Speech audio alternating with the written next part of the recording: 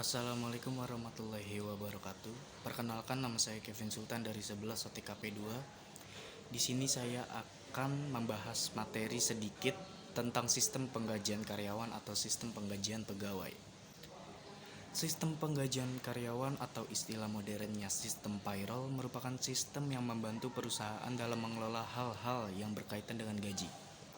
Gaji sendiri merupakan balas jasa yang diterima pekerja dalam bentuk uang berdasarkan waktu tertentu dari perusahaan tempatnya bekerja. Perusahaan tentu tidak menginginkan adanya kesalahan dalam pembayaran gaji karyawan. Oleh sebab itu dibutuhkan sebuah sistem yang mengatur soal penggajian karyawan.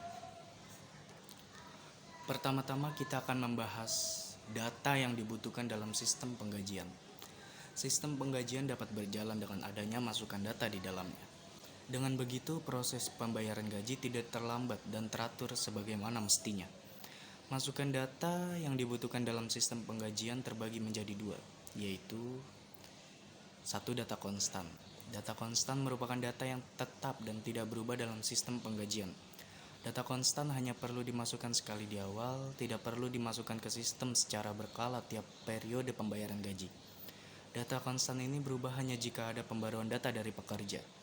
Data-data konstan meliputi yang pertama ada nama karyawan, nomor pokok wajib pajak atau NPWP, status pernikahan dan jumlah tanggungan, jumlah penghasilan tidak kena pajak, jumlah gaji, divisi tempatnya bekerja, dan yang terakhir adalah iuran BPJS. Yang kedua ada data variabel. Data variabel merupakan data tidak tetap yang selalu berubah tiap periode pembayaran gaji. Oleh sebab itu, data variabel perlu dimasukkan ke sistem penggajian setiap periode pembayaran. Data-data variabel berisi satu, jumlah jam atau hari kerja, jumlah cuti, izin atau sakit, hari libur. Maaf, tadi ada sedikit kendala, mari kita lanjutkan. Lalu kita akan membahas prosedur sistem penggajian. Sistem penggajian mengatur berbagai prosedur yang memungkinkan perusahaan mencari, menyeleksi, atau memecat pekerja, serta untuk mengendalikan pembayaran gaji pekerja. Prosedurnya tergantung pada kebijakan masing-masing perusahaan karena tentu kebutuhan dan kepentingan tiap perusahaan berbeda-beda. Jaringan prosedur yang ada dalam sistem penggajian terdiri dari hal-hal berikut. Yang pertama ada prosedur pencatat waktu hadir, prosedur pencatat waktu kerja, prosedur pembuatan daftar gaji, prosedur distribusi biaya gaji, prosedur pembayaran gaji. Ya, bagaimanakah sistem yang baik? Setiap perusahaan pastinya memiliki sistem penggajian karyawan yang berbeda-beda, entah menggunakan Excel maupun menggunakan software khusus. Secara umum, beginilah sistem penggajian karyawan yang berlaku di suatu perusahaan. Untuk menghitung gaji karyawan, tim HRD akan memperoleh data konstan dan data variabel yang sudah valid agar dapat diproses untuk menentukan gaji karyawan per orang.